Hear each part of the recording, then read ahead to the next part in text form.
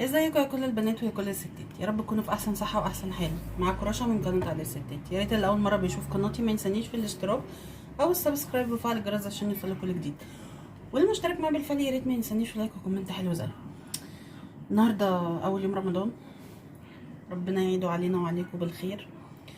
طبعا الناس اللي متابعيني من السنه اللي فاتت، اول يوم رمضان ده يعني هيصه واخواتي وجوازهم وولادهم وبنتجمع كلنا على الفطار.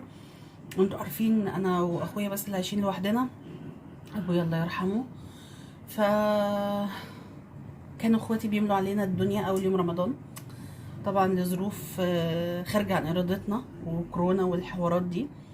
فاحنا ما حبيناش نعمل تجمع، ففرطنا في العاده.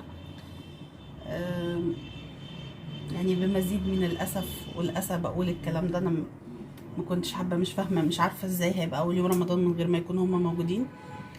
بس الله المستعان، ربنا يعيده علينا وعليكم ان شاء الله بالخير، ويطول في عمرنا سنه جديده من غير كورونا يا رب.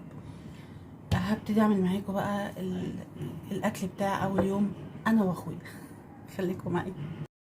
طبعا اول يوم رمضان يعني محشي. بتحبي البط تعملي، بتحبي الفراخ تعملي، بتحبي اللحمه تعملي، بترومي انتي ومزاجك في الاكل. فانا بصراحه هعمل محشي بتنجان وفلفل وورق عنب اللي احنا بناكله يعني، وهعمل فراخ لان اللي بنحبها. هحمر البصله شويه وهرجع لكم هنعمل ايه. طيب، تبلت البصله بالشكل ده، هبتدي انزل عليها. جربي التسبيكه بتاعت المحشي بالطريقه دي وهتدعي. حبه خضره يتحمصوا مع البصله، نشيل من الروايح بقى، يعني مش قادره اقول لكم اللي هتبقى قلب العماره. نبتدي بقى ننزل بالبهارات بتاعتنا.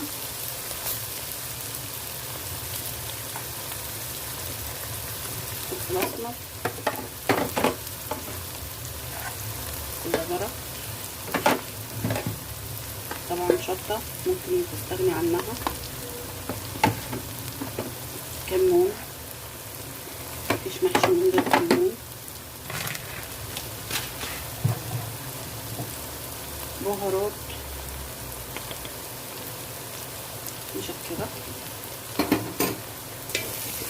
الشيل بقى ريحه وهميه وهميه، والله وهميه. التوابل بتتحمص مع البصل ومع الخضره دي، بتطلع بقى الخضره، بتطلع الزيوت العطريه اللي فيها الريحه بتاعتها، والتوابل كمان بتخلي طعم المحشي زي السكر. هيبقى ناقص اخواتي والله، يعني مش عارفه اقول ايه، بس يعني يلا هحمر فيها شويه وارجع لكم.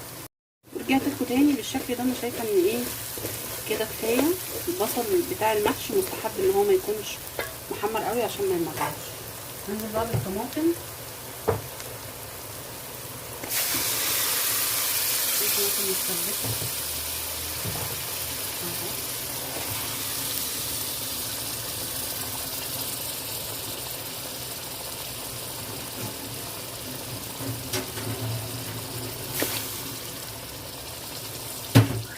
بالشكل ده. هسيبها بقى تكمل تنظيفها ونرجع نشوف هنكمل نعمل ايه. دي اول حاجه في الفطار، اول خطوه في الفطار. عملت خدعت معاكم وفي جزء كبير اتمسح، اللي كنت بعمل فيه ورق العنب وكنت بسلق فيه الفراخ. فيلا مش مشكله، طبعا كلنا شاطرين وبنعرف نسلق ورق العنب. ورق العنب ميه مغليه بس من غير اي حاجه، ما بتحطلهاش اي اضافات، وبتنزلي ورق العنب اول ما يغير لونه من الاخضر اللي هو ده بيبقى لونه زيتوني كده، خلاص بتعرفي ان هو كده تمام. وبتدفع وبتشيليه تمام كده. طبعا تكوني غسلاه قبل ما تحطيه في الميه. والفراخ مع غسلناها بميه ودقيق وليمون وخل وكلام من كده وحطيناها تتسلق. انت ومزاجك في السليق، انا بحط فلفل اسمر وبصل وفقط. بحب طماطمايه حطي، كل واحد ومزاجه. هعمل معاكم بقى بلح بلبن. طبعا انا فصصت التمر هنا وادي اللبن.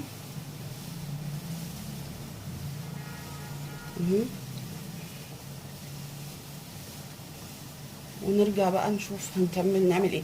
اعملي الحاجه اللي انتوا بتاكلوها، الحاجه اللي انتوا عارفه ان انتي مش هتترمي. اللمه بتاكل. انا طبعا لو اخواتي كانوا جايين كان زماننا عماله نبدع ونعمل وفي حلويات وحركات، انما المشكله عشان خاطر اخواتي مش جايين وانا واخويا لوحدنا، فانا عارفه احنا امكانياتنا ايه في الاكل. انا عارفه ان انا وهو امكانياتنا قليله في الاكل، مش هناكل كتير، فمش عايزه ابدع. يعني عارفين اللي هو بعمل حتى في العصير، احنا ما بنشربش عصير. يعني لو عملت تمر هندي او عملت صوبيا او عملت الحاجات دي بتقعد لحد ما ارميها. فهجرب النهارده كده اعمل شويه، يمكن لعل وعسى تتاكل. اديني عملت معاكم التمر باللبن شويه وهوريكم هنعمل ايه تاني. رجعت لكم تاني هنا اهو. التسبيكه بتاعتي خلاص اتسبكت، والكمان اللي بعمل شربات هنا. انا بعمل كيلو سكر مره واحده بحيث ان ايه ينجز، بعمل واشيله في الثلاجه. وهنا طبعا دي الفراخ بتتسلق، انا هحطها دي علشان خاطر انتوا فاهمين ما تفرش وتبهدل البوتاجاز، لانه صراحه عمال يتبهدل واغسله كل شويه. فحاطه دي كده عشان خاطر ما تخليش الغطا، ابقى مغطياها وفي نفس الوقت ما يفرش الحاجه، ما تفرش. هجيب الرز بقى وارجع لكم. هنزل بقى بالرز بتاعي بالشكل ده في قلب الايه التسبيكه.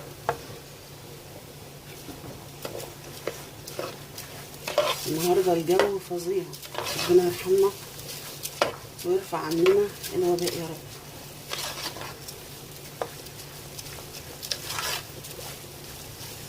مهم قوي الحركه دي، ان انت تخلي الرز على النار بعد ما تحطيه في الصلصه. انا مش عارفه ازاي الناس اللي بيعملوه نايم كده بعد ما يحطوا الصلصه ما بيحطوش الرز على النار. مش عارفه اتخيل. مهم قوي تخليه الرز يشرب من التسبيكه بتاعته كده لحد ما يخشول كده وتحسي ان هو ناشف شويه. شايفين شكله دلوقتي عامل ازاي؟ هوريهولكم لما نيجي نحكي عنه هيبقى عامل ازاي. طبعا انا ما بغسلش الرز بتاعي ان هو كويس مضمون وانا عارفاه وبجربه بقالي سنين.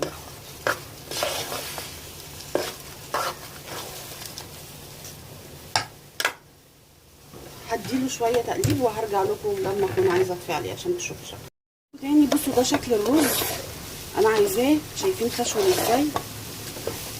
شايفين؟ تحسي ان هو دخل على سوا كده، هو مش مستوي ولا حاجه، بس الرز خلاص كده اتشرب في الصلصه بتاعته وبقى تمام. هنزل بقى بالخضره بتاعتي، انا غسلاها ومقطعاها.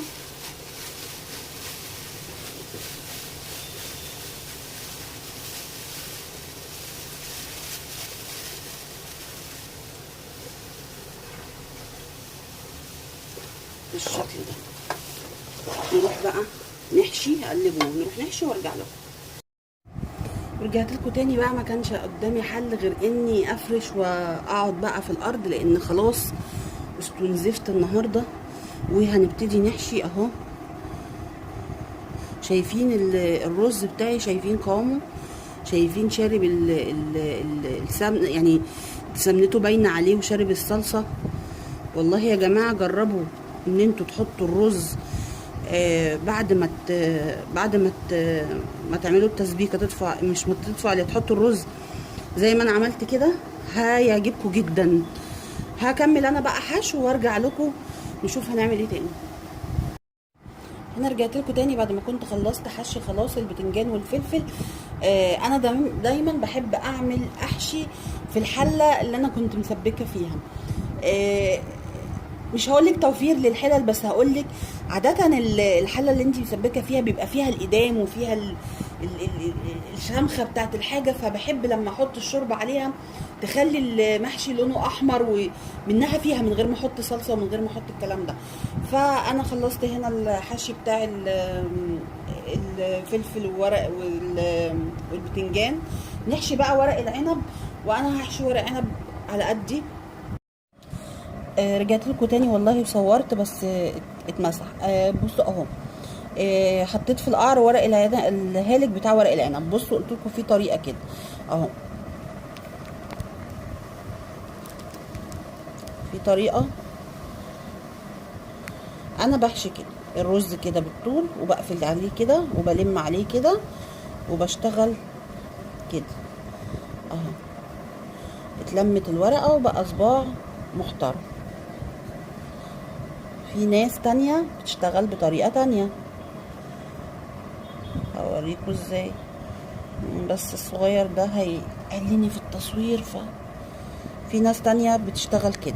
بص الورقة كده، انا حطيت التاني بالطول، هتحط ده بالعرض وتقفل عليه كده يمين وشمال اهو كده اهو.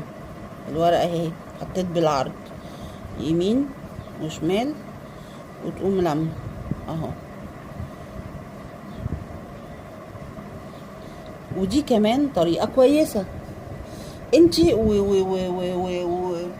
وسرعتك بقى انتي ومزاجك انتي وايديكي، وعلى حسب ما خدتي. في ناس بيفردوه خالص ويحطوه على الترابيزه او على الصينيه ويلفوا. كل واحد على حسب ايده ما خدت. انا ايدي واخده ان انا احشي كده فبحشي كده. هكمل بقيه الكميه وارجع لكم. ورجعت لكم تاني بعد ما كنت حشيت ورق العنب اهو. خلاص بقى كده خلصنا حشي. هنشوف هنعمل ايه تاني وهرجع لكم. انا بقى خلاص الوقت أزف. هنبتدي بقى نحشي المحشي عشان يستوي. فبالشوربه بتاعتي اهي بالشكل ده. الشوربه بتاعت المحشي ما تخافيش منها، حتى لو البتنجان بالذات حتى لو طلعت معاكي زياده شويه، احلى حاجه ممكن تاكليها الصوص اللي بيبقى في القعر ده.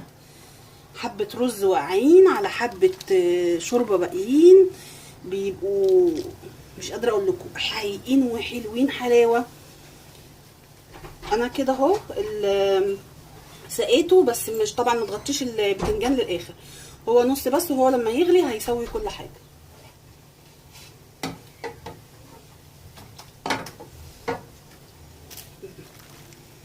بالشكل ده. نسقي بقى ورق العنب. هنا انا كمان سقيت ورق العنب. ورق العنب زي الكرنب بالظبط، الشوربه بتكون تحت تمام كده، تحت الصف الاولاني مش مغرقاه عشان يبقى حلو ومفلفل معاكي. هخلص بقى واوريكم وقت التقديم. ورجعت لكم تاني. طبعا المحشي بتاعي اهو استوى، بسم الله ما شاء الله اهو. والفلفل، حمرت فراخ وحطيت برضو فراخ والكبد والقوانص في الشوربه اهو. سفرة بسيطة متواضعة. رمضان بيحب اللمة، واحنا للأسف لمتنا ناقصة بسبب كورونا. ادعوا ربنا يزيل الوباء، وان شاء الله نتجمع تاني. ورمضان كريم علينا وعليكم. كل سنة وانتم طيبين. تعالوا كلوا، مع السلامة.